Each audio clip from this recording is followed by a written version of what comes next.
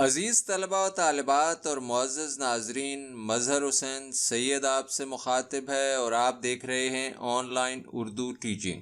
آج ہم شاعر مشرق علامہ اقبال کی ایک مشہور نظم جاوید کے نام پڑھیں گے، مشکل الفاظ کے معنی سمجھیں گے اور مختصر تشریح و توضیح کرتے ہوئے کچھ متعلقہ اشعار بھی دیکھیں گے۔ تو آئیے شروع کرتے ہیں۔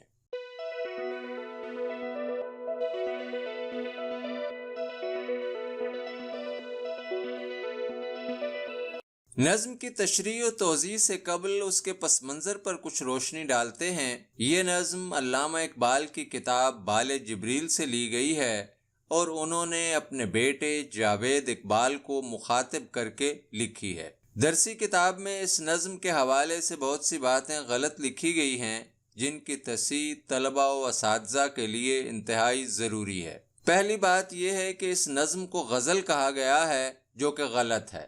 یہ نظم اگرچہ غزل کی حیثیت میں لکھی گئی ہے، لیکن یہ ایک ہی موضوع پر ہے اور شاعر نے اس پر عنوان بھی درج کیا ہے، اس لیے اسے غزل کہنا غلط ہوگا۔ یہ نظم ہے۔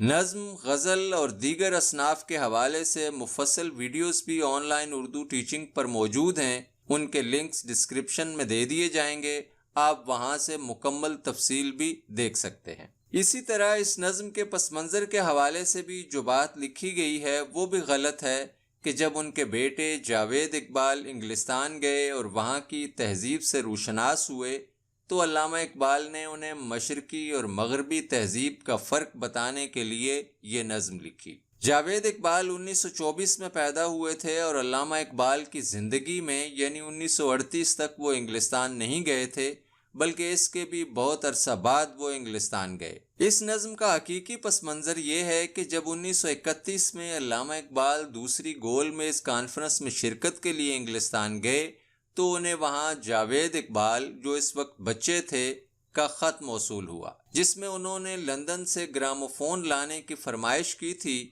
طلباء کے لیے شاید یہ سمجھنا بھی مشکل ہو کہ گراموفون کیا ہوتا ہے۔ یہ ایک طرح کا آلہ تھا جس سے اس دور میں موسیقی سنی جاتی تھی۔ اس فرمائش سے علامہ اقبال نے اندازہ لگایا کہ جاوید اقبال مغربی تہذیب سے مرعوب ہے، اس لیے انہوں نے اس کی اصلاح اور تربیت کے لیے یہ نظم لکھی۔ آئیے اب چلتے ہیں نظم کی طرف۔ دیار عشق میں اپنا مقام پیدا کر، نیا زمانہ نئے صبح و شام پیدا کر۔ مشکل الفاظ کے معنی دیکھیے۔ دیار، ملک، شہر، علاقہ، مقام۔ عشق، شدید محبت، پیار، شوق، آرزو، جذبہ۔ یہ نظم خودداری، محنت، لگن اور جستجو کا درس دیتی ہے۔ علامہ اقبال مسلسل محنت اور عمل کے شاعر ہیں۔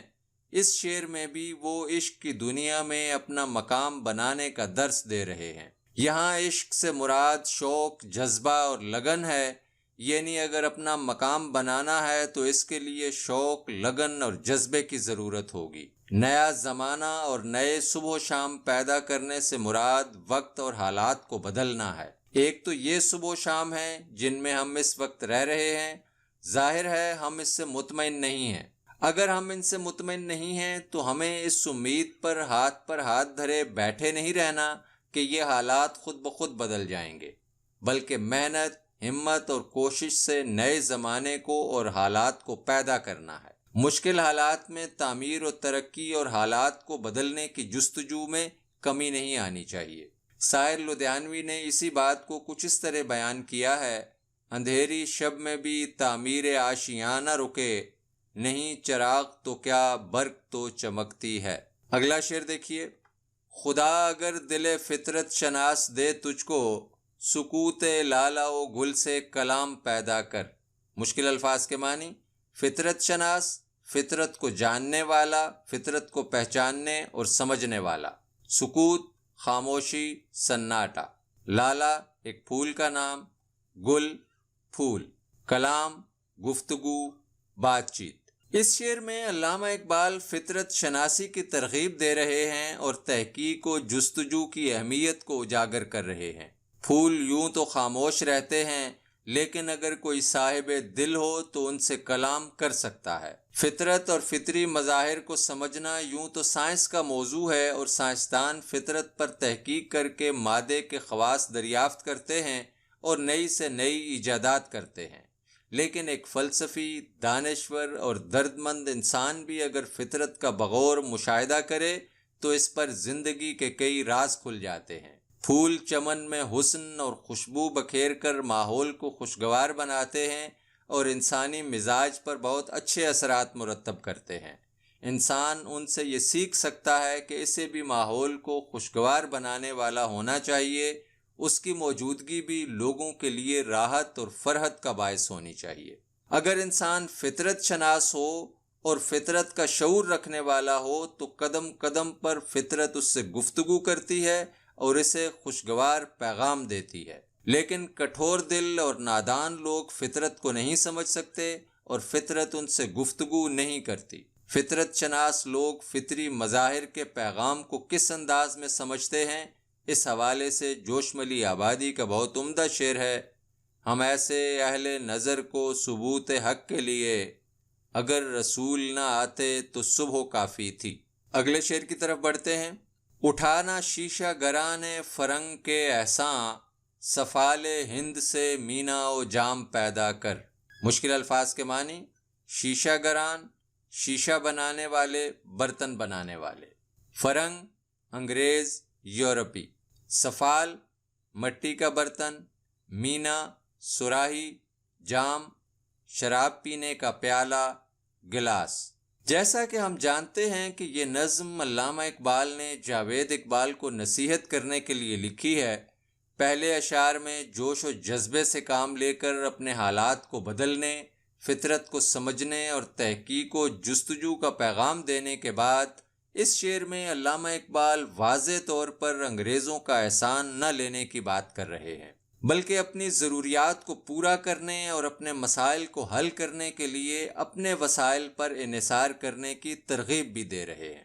وہ یورپی اقوام کو شیشہ گر کہتے ہیں، یعنی ان کے بنائے ہوئے برتن کانچ کے ہیں، ناپائیدار ہیں اور ہلکی سی ٹھوکر سے چکنا چور ہو سکتے ہیں۔ یہاں اس سے مراد یورپی نظام اور تہذیب بھی ہے جو ٹھوس بنیادوں اور انسانی فلاح پر استوار نہیں ہے۔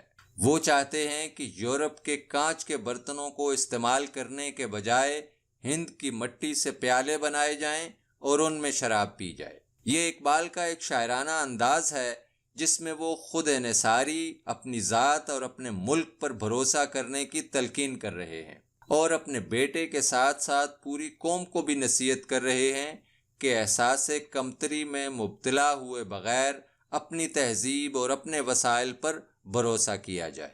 اپنی مٹی ہی پہ چلنے کا سلیقہ سیکھو، سنگ مرمر پہ چلو گے تو پھسل جاؤ گے۔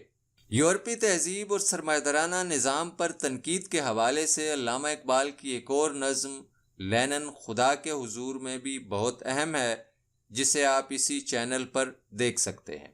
اگلے شعر کی طرف بڑھتے ہیں۔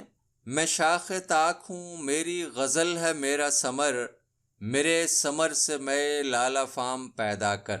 مشکل الفاظ کے معنی: شاخ طاق، انگور کی شاخ، ثمر، پھل، میں لالا فام، سرخ رنگ کی شراب۔ اس شعر میں علامہ اقبال اپنے افکار کی اہمیت بیان کر رہے ہیں۔ وہ کہتے ہیں کہ جس طرح ایک انگور کی شاخ سے انگور توڑ کر اس سے سرخ رنگ کی شراب تیار کی جاتی ہے، اسی طرح میں بھی ایک شاخ ہوں اور میری غزل ہی میرا ثمر ہے، اور اس ثمر سے زندگی میں انقلاب لایا جا سکتا ہے اور نئی دنیا تشکیل کی جا سکتی ہے۔ علامہ اقبال کی شاعری مقصدیت کی حامل ہے۔ وہ لوگوں کو فکر و عمل کا درس دیتے ہیں اور ان کو جوش و جذبے سے لبریز کرتے ہیں تاکہ وہ زندگی میں تبدیلی لائیں اور ترقی یافتہ اقوام کی طرح آگے بڑھیں اور عروج حاصل کریں۔ اس شعر میں وہ شراب بنانے کے عمل کو جوش و جذبے سے بھرپور قوم بنانے کے عمل سے تشبیہ دیتے ہیں۔ وہ اپنی شاعری کو ایک ایسا ثمر قرار دیتے ہیں جس سے افراد میں ایک نئی روح پھونکی جا سکتی ہے۔ وہ سمجھتے ہیں کہ اس قوم کو تعمیر و ترقی کے لیے کہیں سے نظریات مستعار لینے کی ضرورت نہیں ہے، بلکہ ان کے لیے میری شاعری ہی کافی ہے۔ جاں اختر غزل کی افادیت بیان کرتے ہوئے کہتے ہیں، ہم سے پوچھو کہ غزل کیا ہے، غزل کا فن کیا، چند لفظوں میں کوئی آگ چھپا دی جائے۔ اگلا شعر دیکھتے ہیں۔ میرا طریق امیری نہیں فقیری ہے، خودی نہ بیچ غریبی میں نام پیدا کر۔ مشکل الفاظ کے معنی: طریق، طور طریقہ، رستہ، دستور، مسلک۔ فقیری، درویشی، غریبی، ترک دنیا۔ خودی، خودداری، انا پرستی، خود انحصاری۔ اس شعر میں علامہ اقبال نہ صرف اپنی زندگی کا طور طریقہ بیان کر رہے ہیں بلکہ اس کے توسط سے قوم کو بھی پیغام دے رہے ہیں۔ اس شعر میں وہ واضح طور پر جاوید اقبال کی فرمائش کا جواب دے رہے ہیں اور بتا رہے ہیں کہ میرا زندگی گزارنے کا طریقہ شاہانہ نہیں بلکہ درویشانہ ہے، اور وہ جاوید اقبال کو بھی نصیحت کر رہے ہیں کہ تو بھی اپنی خودداری کو نہ بیچنا بلکہ غربت میں ہی محنت اور لگن سے نام کمانا۔ غربت اور مفلسی بعض اوقات انسان کو گمراہی اور ضمیر فروشی پر مجبور کر دیتی ہے۔ اقبال نہیں چاہتے کہ نوجوان غربت سے تنگ آ کر اپنا ضمیر بیچ دیں اور دولت کے حصول کے لیے نیک و بد اور خیر و شر کی تمیز ہی بھول جائیں، بلکہ وہ چاہتے ہیں کہ اگر مستقل محنت، لگن اور جدوجہد کا راستہ اپنایا جائے تو غربت میں بھی نام کمایا جا سکتا ہے اور معاشرے کے لیے ایک مفید فرد بنا جا سکتا ہے۔ بلکہ اگر دیکھا جائے تو معاشرے کو چلانے کے لیے عام طور پر غریب لوگ ہی محنت کرتے ہیں۔ امراء کی بڑی تعداد تو عیش و عشرت میں پڑ کر اچھائی اور برائی کی تمیز بھول جاتے ہیں اور گمراہی کا راستہ اختیار کر لیتے ہیں۔ اقبال خودداری اور عزت نفس کو بنیادی اہمیت دیتے ہیں۔ وہ نہیں چاہتے کہ انسان دولت کے لیے کسی کے سامنے جھک جائے اور اپنی عزت کا سودا کر لے۔ کسی شاعر نے اس موضوع پر کیا خوب کہا ہے، یہ محل، یہ مال و دولت سب یہیں رہ جائیں گے، ہاتھ آئے گی فقط 2 گز زمین مرنے کے بعد۔ معزز ناظرین، اس کے ساتھ ہی آج کی ویڈیو کا اختتام کرتے ہیں۔ اگر اس ویڈیو سے متعلق آپ کا کوئی سوال ہو تو آپ کمنٹ باکس میں پوچھ سکتے ہیں۔ اگر آپ چاہتے ہیں کہ کسی اور موضوع پر ویڈیو بنائی جائے تو ضرور بتائیے گا۔ امید ہے آج کی ویڈیو آپ کو پسند آئی ہوگی۔